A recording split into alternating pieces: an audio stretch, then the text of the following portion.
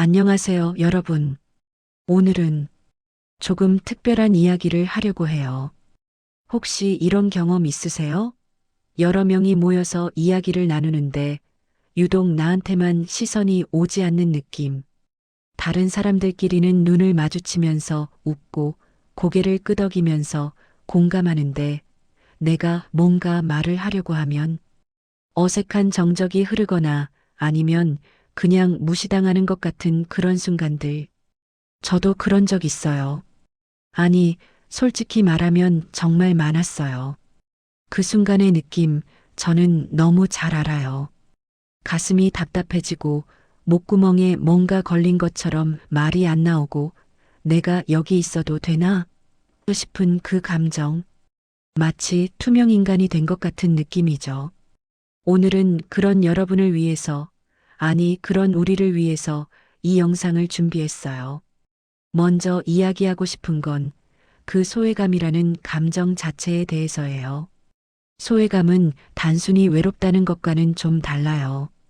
외로움은 혼자 있을 때 느끼는 감정이라면 소외감은 역설적이게도 사람들 사이에 있을 때 느끼는 외로움이에요.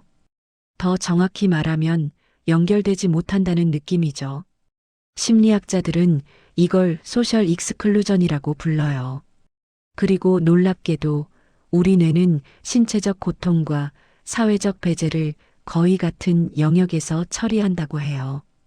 그러니까 마음이 아프다는 표현이 정말 과학적으로도 맞는 말인 거예요. 여러분이 느끼는 그 고통, 그건 진짜예요.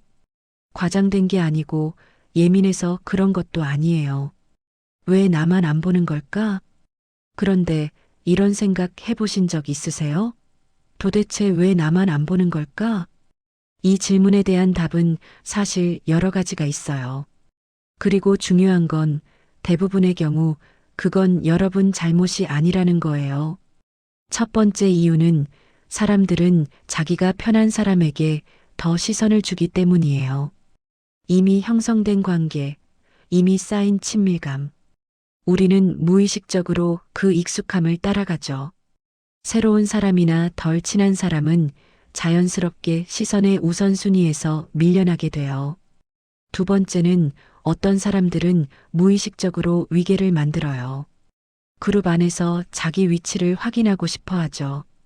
그 과정에서 누군가는 중심이 되고 누군가는 주변부로 밀려나게 되는 거예요.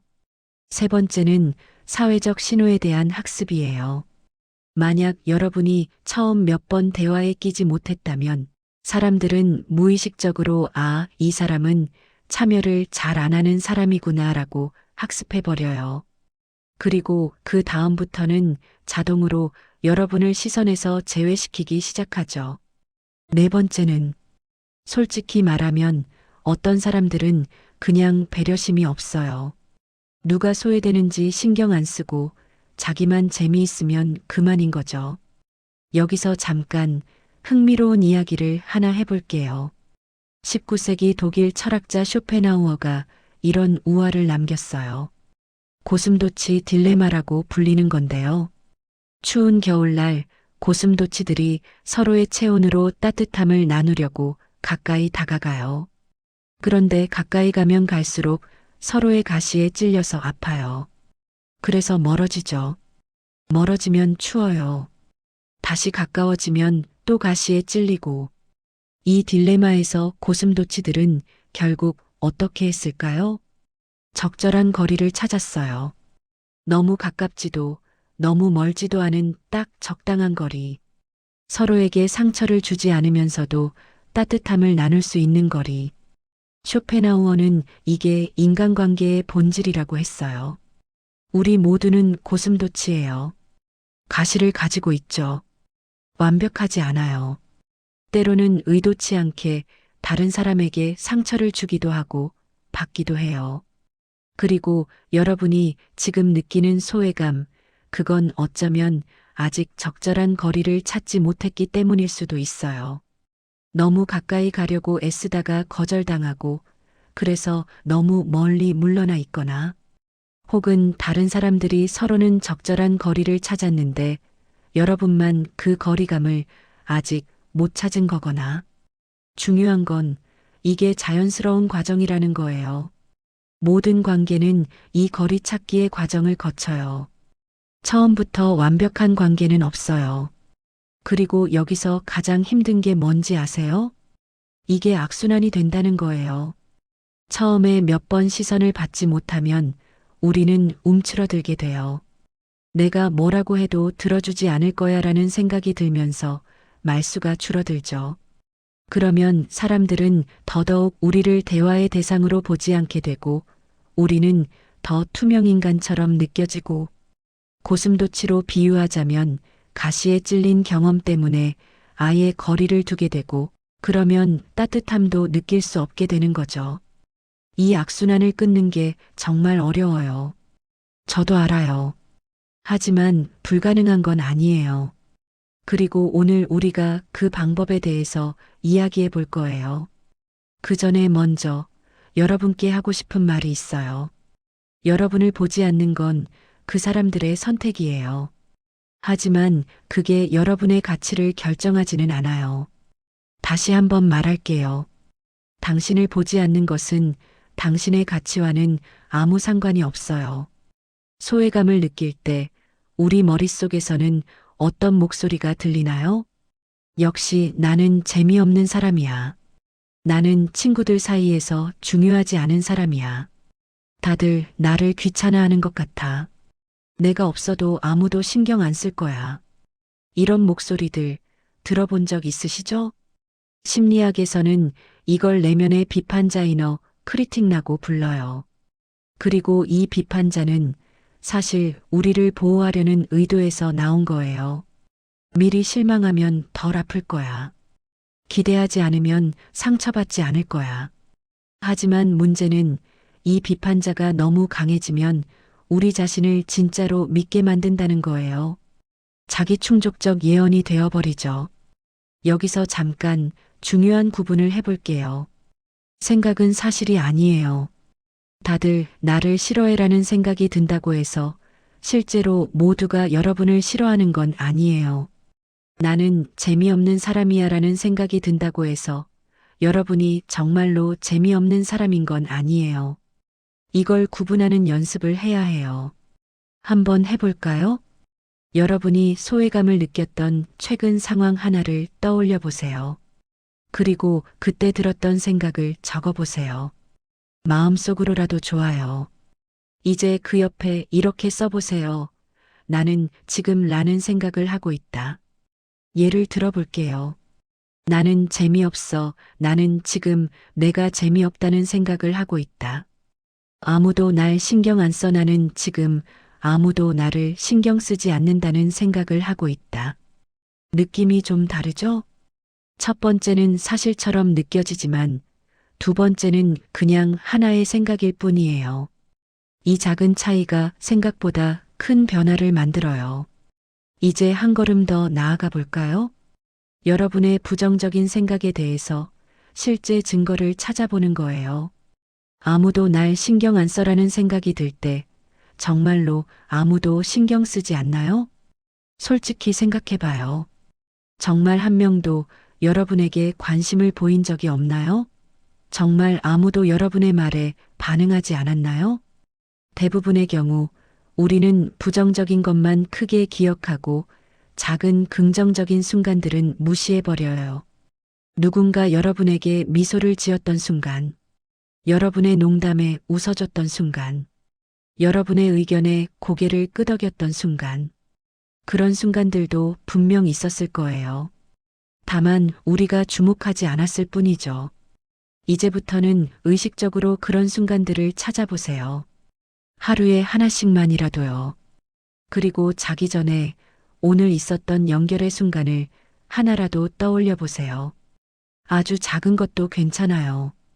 누군가와 눈이 마주쳤던 것, 엘리베이터에서 누군가가 문을 잡아줬던 것, 카페 직원이 친절하게 대해줬던 것.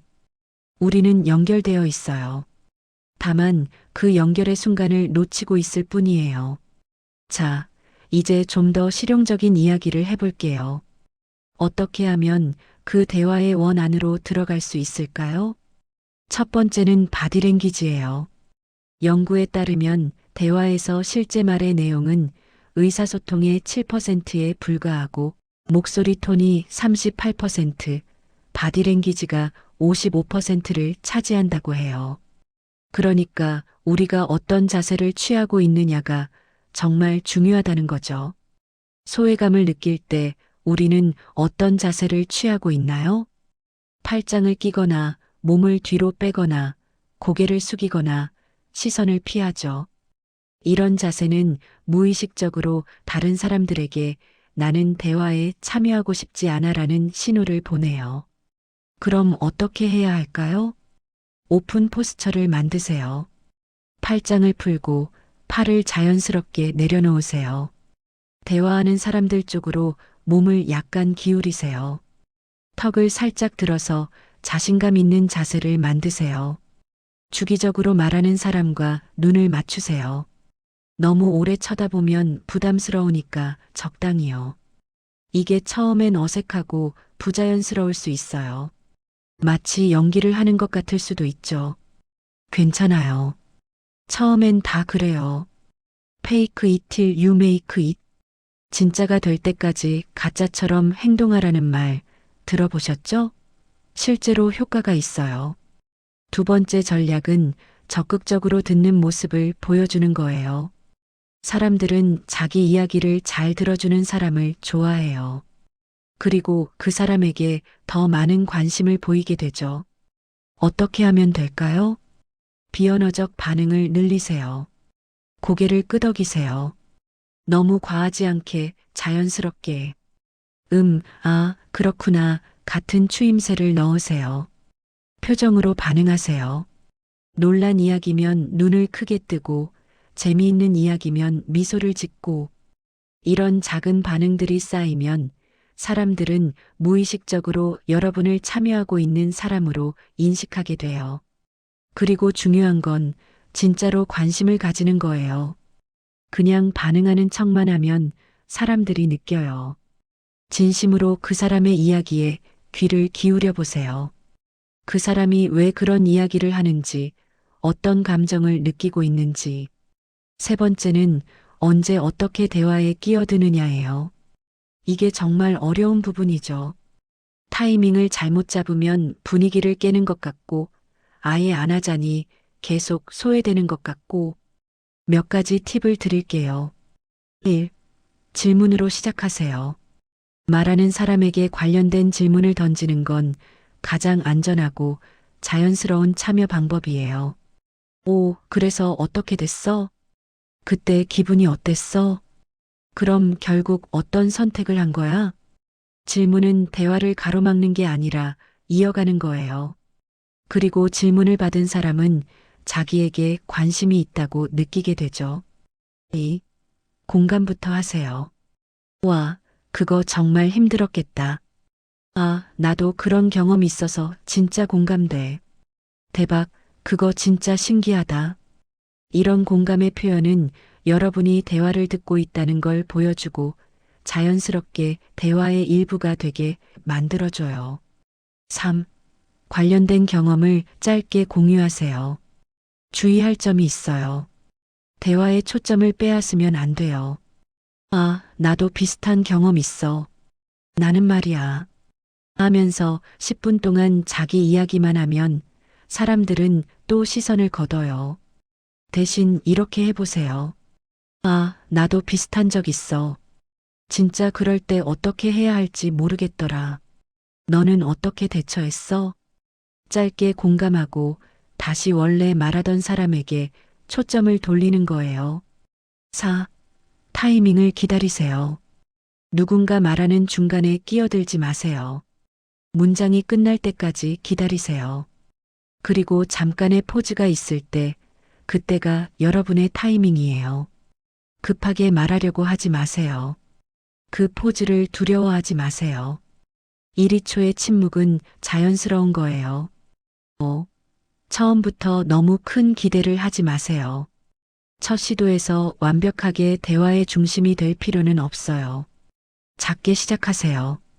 한 번의 대화에서 한두 번만 의미 있게 참여해도 성공이에요. 그리고 그걸 반복하다 보면 점점 사람들이 여러분을 대화의 일부로 인식하게 될 거예요. 자, 이제 좀 더 근본적인 이야기를 해볼게요.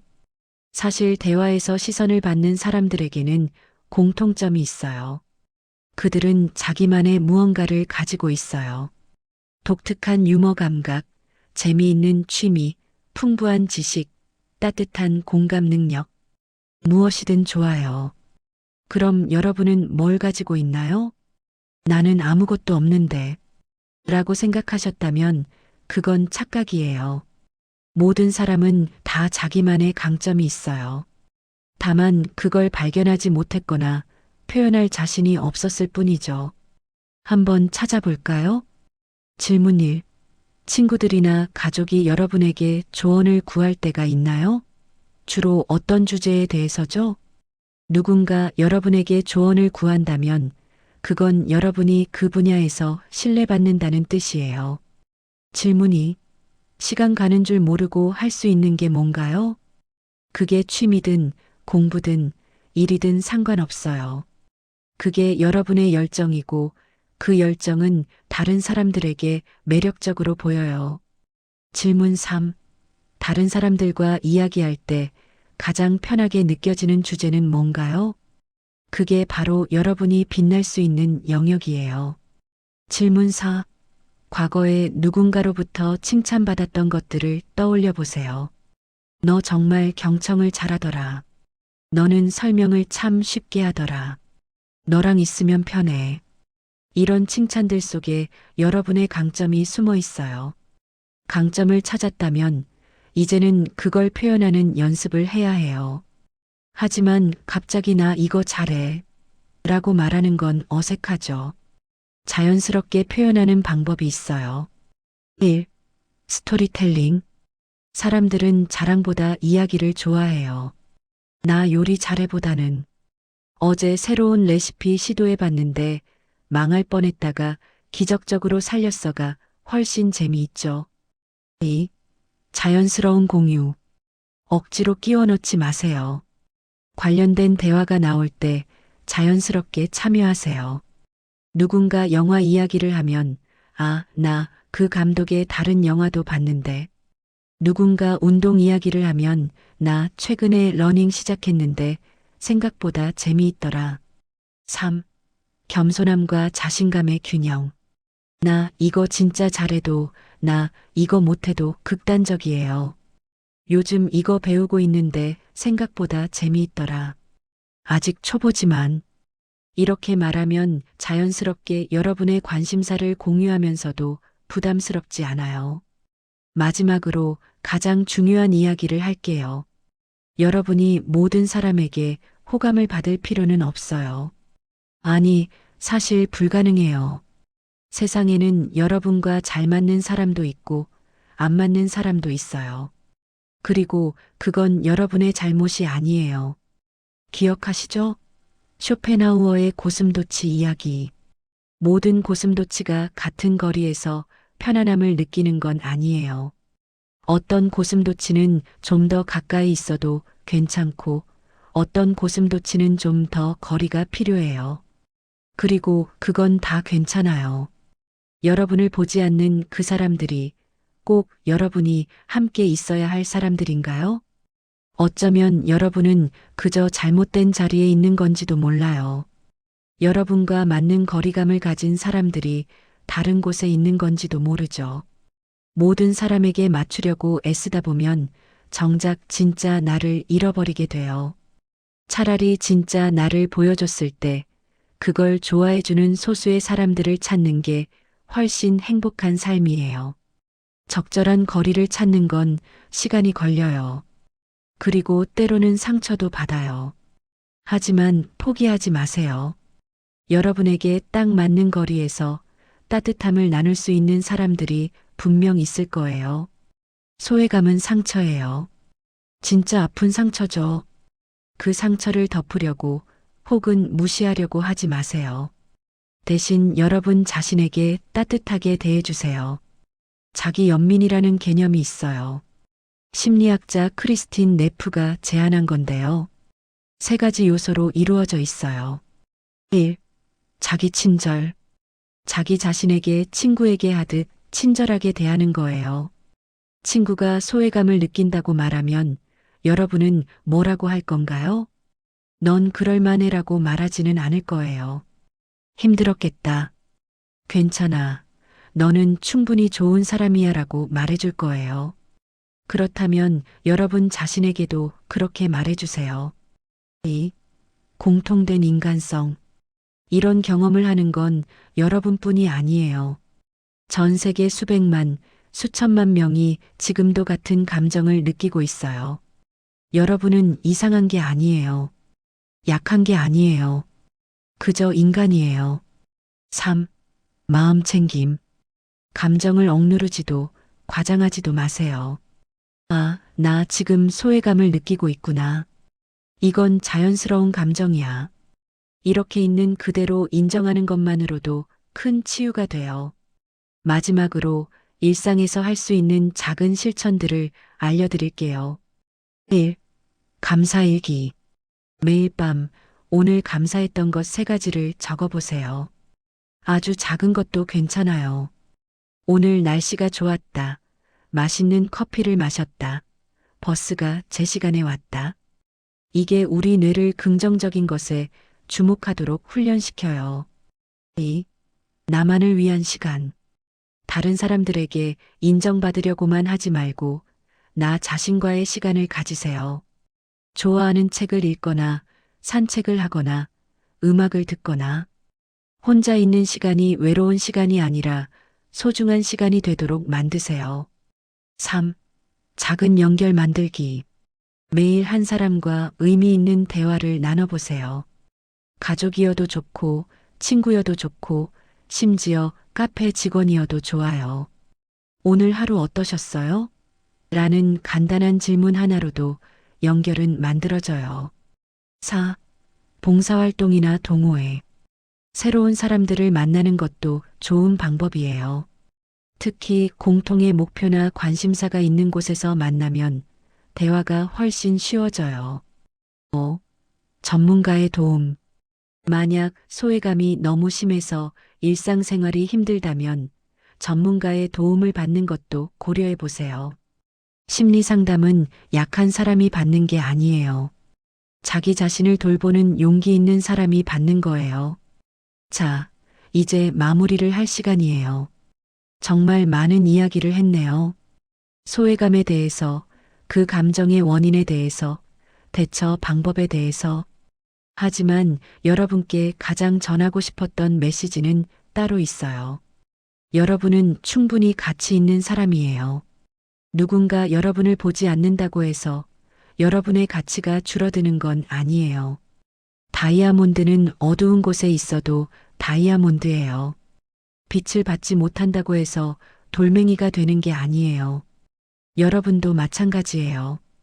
지금 여러분을 보지 않는 사람들이 있을지 모르지만 언젠가 여러분을 제대로 봐줄 사람들을 만나게 될 거예요. 그리고 그때까지 가장 중요한 건 여러분 스스로가 여러분을 보는 거예요. 거울을 봤을 때 그 안의 사람에게 미소 지어주세요. 오늘도 수고했어. 잘하고 있어. 힘들었지? 괜찮아. 내가 내 편이야. 이렇게 말해주세요. 세상에서 가장 중요한 관계는 다른 사람과의 관계가 아니라 나 자신과의 관계예요. 그 관계가 단단하면 다른 관계들도 자연스럽게 좋아져요. 오늘 이 영상이 여러분에게 작은 위로가 되었길 바라요. 그리고 기억해 주세요. 여러분은 혼자가 아니에요. 제가 여기 있고 이 영상을 보는 수많은 사람들이 여러분과 같은 마음을 느끼고 있어요. 우리 함께 조금씩 나아가요. 천천히 하지만 확실하게. 오늘도 여기까지 와준 여러분 정말 대단해요. 여러분을 응원합니다. 안녕히 계세요. 그리고 여러분 자신을 사랑하는 거 잊지 마세요. 당신은 혼자가 아닙니다. 이 영상이 도움이 되었다면 같은 고민을 하는 누군가에게 공유해 주세요. 댓글로 여러분의 이야기를 들려주세요. 우리는 함께입니다.